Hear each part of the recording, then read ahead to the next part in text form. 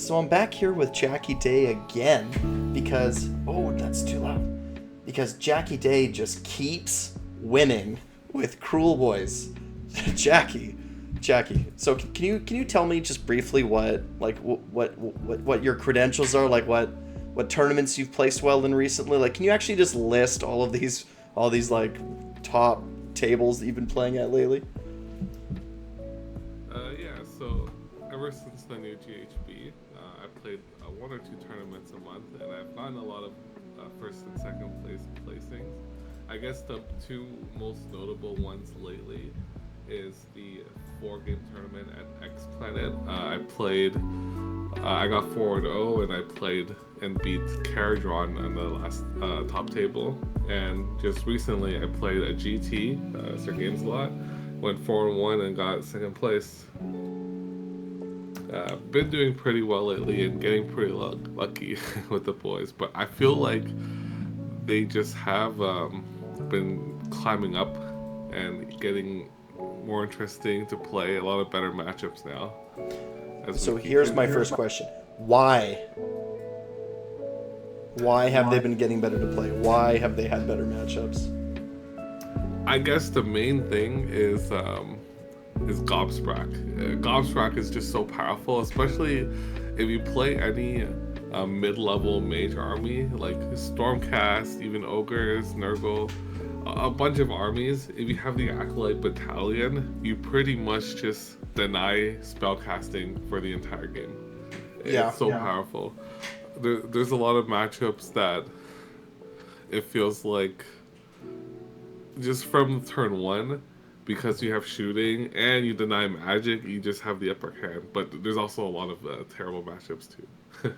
I mean, that's the thing with playing a shooting castle, right? And that's why I think people are taking Cruelboyz so much in team tournaments, right? It's exactly that reason. They have some matchups where they're going to be incredibly powerful, and then when they have bad matchups, you just don't pick them, right? Like your team picks something else. Yeah, exactly. And then you just have to hope you get lucky and you don't get double turned and stuff like that. Right. Yeah, because I was asking you before we started, before I hit record, I was like, what's the secret to winning? And you said roll sixes, right? Like you gotta get a little bit of luck when you're playing the boys, for sure. Mm-hmm. Sometimes, especially with the last list I play, if you get lucky in the first two turns from roll out sixes, you just remove like a third of their army really quickly with shooting. And I mean, like, you know, we do talk about luck with Cruelboyz, but when you're throwing poisons on units of Bold Boys, it's not like you're spiking super high. Like, it becomes more consistent, right? When 1 in 3 of your die rolls is a Venom Encrusted Weapon proc, you know, it's not like it's all, like when it's only sixes and you roll a bunch of sixes, it can feel like it's super swingy. But with 5s and 6s, like, I don't know, it feels pretty, like, I don't want to use the word consistent, but I'm always, whenever I shoot with Bolt Boys, I feel like there's some amount of reliability. Like, I know that I'm going to be getting a fair, like, at least, like, you know, 6 to 10 sort of mortal wounds if I just have a block of 6, right? So. Yep, that's right. And I did the math. So for the 2x9 Bolt Boys list I'm running, each group of 9 Bolt Boys, the average mortal wounds on hasty shots is 15 on average, and then there's more damage on top of that. So that's 30 mortal wounds across all your shooting on top of the regular damage. So when you're playing it, you can sort of be like, okay, like, this unit has 10 wounds left. I can reliably get rid of that unit. Yes, right. Exactly. It's not like you're just, it's not like you're really going out on a limb, right? So do you want to walk us through this list that you've been playing, like this latest tournament winning list that you have? Yeah, so the latest tournament list I'm running is a Big Yellers list. The reason I chose Big Yellers is because the local meta right now in the Toronto area doesn't have a lot of shooting, like dangerous shooting, such as I don't see people running Daughters of Cain or Lumineth. There are like some shooting armies, but not enough to make Gritting Blades feel worth it. Right. Yeah, because sometimes I'm playing Gritting Blades and I just feel like, man, this sub-faction right now just, it doesn't give me anything at all, right? No, for sure. Yeah, especially your magic resistance is so high too. So let me just go over. So I have Gobsprat. I think it's auto included in every Kruleboyz list. I think he's auto included in every orc list, to be honest. Yeah, like Big Wad too. He's an auto include. Yeah. Yep. I have Break the Boss, Swamp Boss Scumdrek, and 2 Phlocalyst, both with Blizzard. Blizzard I find is really easy to get off, especially with the Acolytes Battalion when you have like 2 Primal Dice. And every game I play, they're running into me. I don't have to move at all, so they're just coming into Blizzard range. It's just another threat, right? And having Gobsprek in a list means that you're still getting your choking mist off. You're right, so. Yep, and it gives them something to cast. The reason I included Break the Boss is because I wanted a really strong punch back on my wall. And because when they do get into melee, I want to just remove a lot of stuff right away. And so you're running Smellian on the Break a Boss, hey? I would have thought for sure you would have gone with the because he's your general, right? Oh, you know what? That is a mistake. It's actually Fasten. Sorry. So this is supposed to be Fasten, yeah? Because I was gonna say Fasten to me would be a good choice here. Do you ever super sneaky? No, you're good. Do you ever super sneaky the Break a Boss forward and then fast him into combat turn 1? Is that ever a strategy that you've employed? I have done it one game against Big Walk it was a noticeable setup where they were trying to do Surround and Destroy turn 1, so I just super sneakied my Break a Boss, and they had actually Kruleboyz Monster Killer set up on one side, so I just super sneakied them to mash him right there, and I was getting first turn in that because I get to choose. So I just sent them in and smashed the monster killers really easily, and they actually didn't take teleport, so there was no punch back. And after that, the Break a Boss just moved back in position. Yeah, without the Hand of Gork, I don't know what that Big Wall player was thinking, to be honest. Yeah, so if you have the opportunity, you can super sneaky the Break a Boss. But what I usually do, so I always let the opponent know what I have super sneaky and what it does, but I always, because they measure the range from the Boys, right, 27 inch, I always leave a little bit of room, or even you can put them in front of your Garupas with super sneaky, and you can just get some 10 shots off turn 1, and then if you're taking first turn, you can just run the Hop Rods in front of them right after. Right. And one game I actually just dropped them within 20 inches so I can move and shoot my hasty shot turn 1. Yeah, you can be pretty super sneaking Boys, I feel, is a pretty good strategy, especially if they give you turn 1. Right. And sorry, just to get back to this list, so you're actually running a Swamp Boss Scumdrek, right? At 280 points, and you're straight at 2,000. So this couldn't have been a Snatch Boss on Sludge Raker. So here's a question for you: Did you decide that you wanted to have Swamp Boss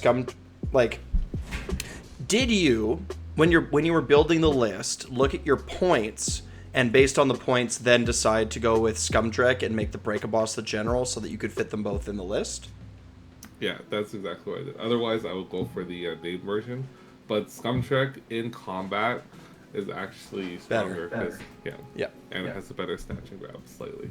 Also, it has the Bet Bastard, and if you don't forget about that one, you can get the reroll charge triumph for the +1 to wound triumph for him. Right, because you do have, and then so the rest of your list, you got 10 Gut Rippas, 2x9 Boys, a unit of Hobgrot Slittas, and then another unit of Gut Rippas. So it's funny to me because you actually fulfill the requirements for a Grin and Blades list too, right? You have the 2 Gut Rippas and the 1 Hobgrot unit.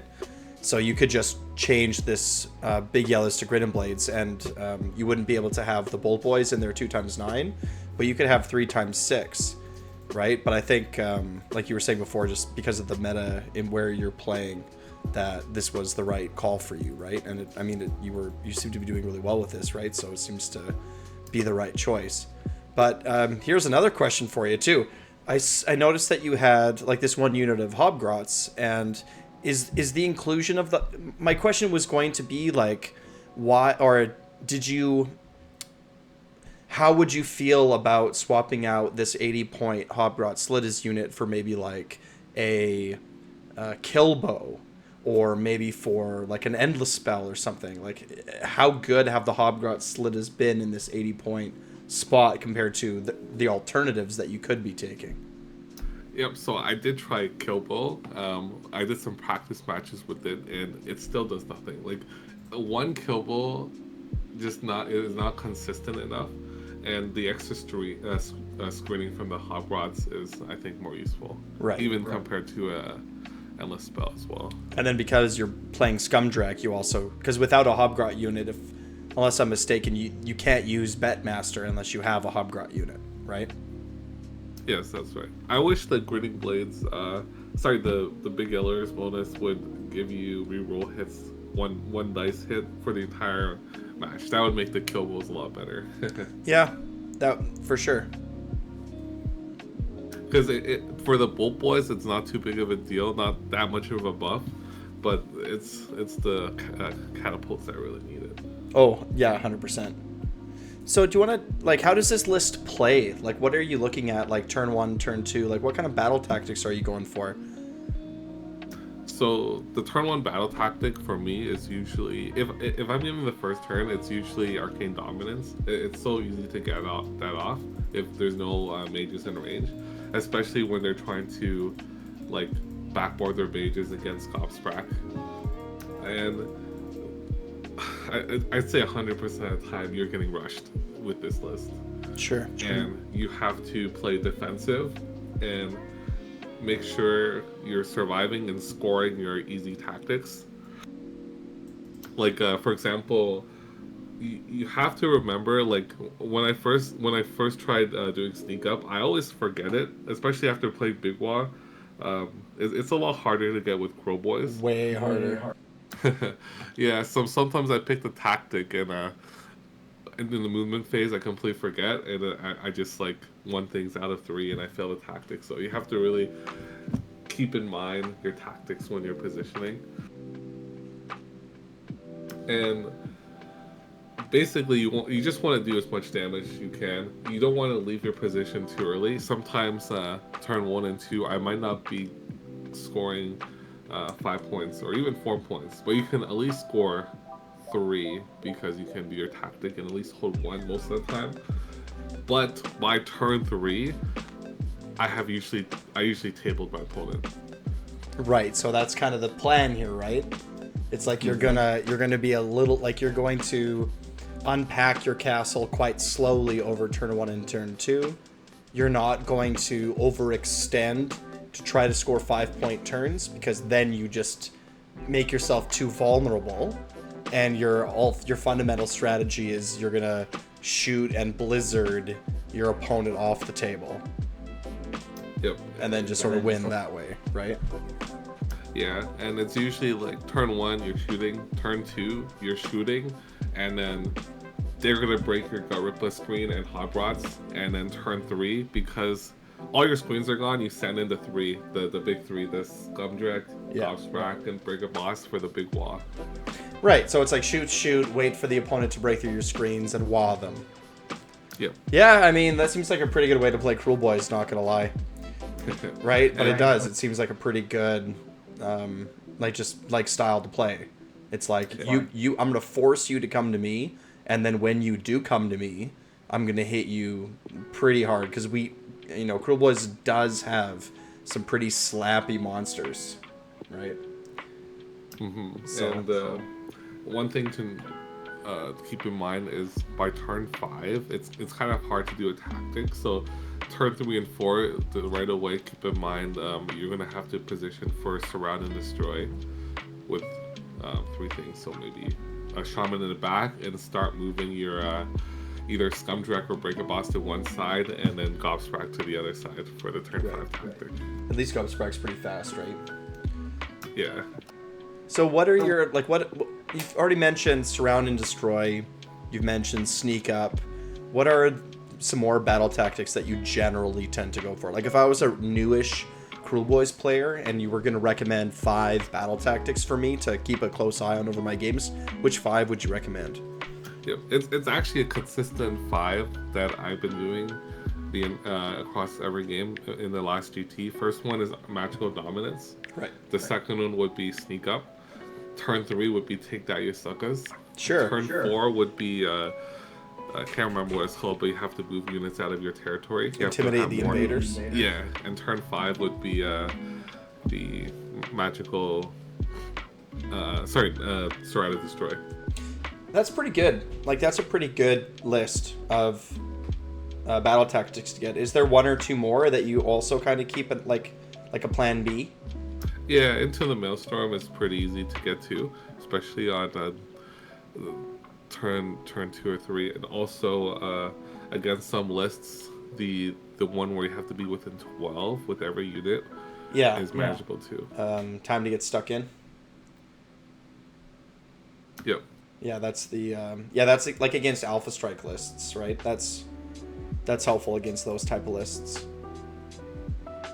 Like, I played a Sylvaneth player today, and he was running, I can't remember the name of the unit, but they're like these flying dragonfly rider guys, and he had 15 of them, and he just he just charged at me pretty early on, and yeah, I was thinking about time to get stuck in as a way of dealing with that, like just an easy battle tactic to score. I ended up killing everything, so it didn't, because Big Wah is scary right now, very scary. Yeah, I'm surprised he charged and didn't fade with those, because usually the strat is just to charge and fade with like one thing every turn. Yes, but when you know that's what your opponent is doing and you're playing Gobsprak, I'm just waiting for that endless spell. Oh yeah, right? And you're like, oh yeah, and then you just roll, oh, here's my Screaming Mandrake for the once per game, 3 dice, right? Like, and playing like you said with Gobsprak, you really need that Acolytes battalion so that you can at least be even with your opponent most of the time. But I'm finding a lot of the time, like, I'm ahead on Primal Dice, and I get to pick spells, and I'm like, you don't get to cast that spell, sorry. Right? Yeah. It's really powerful. And with Big Wah too, you can easily teleport and do that 9-inch or 8-inch charge with maybe 5 brutes and try to just gank that caster that's making trees in the back. Yup. Brutes are good. But we're talking about Cruelboyz. We're talking about So you got some, I know that you you're going to keep playing in tournaments, right? Like, how many GTs do they have in like are you traveling for these tournaments, or are they all in Toronto? That's around Toronto. Like, I'll be going to another GT in December 9th. It's in London. But around like I usually travel up to an hour and a half for the GTs, and there's usually one every month here. Right, and that's London, Ontario, just so everyone's clear. London, Ontario. There's a London in Canada. It's almost as nice as the other London, but well, that's great. Yeah, I mean, I wish I got the chance to play in more tournaments. Where I live, it's like the middle of nowhere, right? So we kind of do our own thing. Oh, yeah. Yeah, I think that if I wanted to drive to a tournament, I would have to drive at least 8 hours. Oh, wow. To get to the next town over kind of thing. Yeah. Northern wastes up here, that's for sure. So any other like tips or tricks or strategies or anything for like any players that are trying to get good with Cruelboyz and trying to win like their own tournaments in their own hometowns? Yeah, I guess don't forget to, like, especially with this list, don't forget to rally, because if you're running 9 Bolt Boys and you lose like 3 of them, I rally every turn to get them back, because it's like 40 points per Bolt Boy. And they're so, yeah, I mean, if they're in a block of 9, if 5 are gone, like, I'm hearing what you're saying, right? It's like you just need to keep getting them back. Yeah. And if you're running like Grinning Blades and if you're running like say 20 Gut Rippers, just rally them every turn as soon as you like lose more than maybe 6 or 7, because it's so important to get them back, and you're not really spending CP on stuff like all attack, and so you have some to spare. What do you use CP on mostly? Unleash Hell. Yeah, right? Unleash Right. Hell, sometimes redeploy, rally, and see, all the defense I almost never use on gut rippers unless I have them save stacked and I can get a 4-up with it. But I use it on Scumdreck with the Break a Boss sometimes, but I don't use all defense often, and all attack I almost never use. Yeah, because we're just looking for Venom Encrusted Weapon procs, right? Mm-hmm. Like that's where the bulk of the damage comes from. And even Gut Rip is like going from like 4s and 4s to 3 and 4 with no rend. It's not like it's not impactful. Like yeah, redeploys, Unleash Hells, rallies. Yeah, I could see that for sure.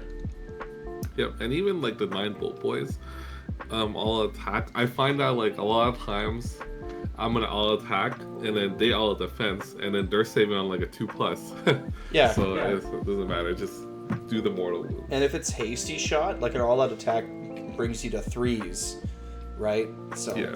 I mean that's not bad, but like it's I don't know, it's the Venom Encrusted Weapons that you really want, right? So Yeah, and even after that, it's 3s to wounds. So yeah, that's great. Great. Well, I hope Yeah. you keep winning, man. Thanks for taking the time to talk to me today. I appreciate it.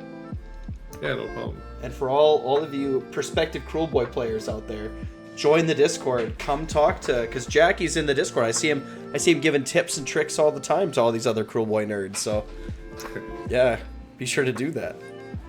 But yeah, thanks, Jacky. I appreciate your time, man. Yeah, no problem. So that's Jacky Dai. Like, subscribe. Wow.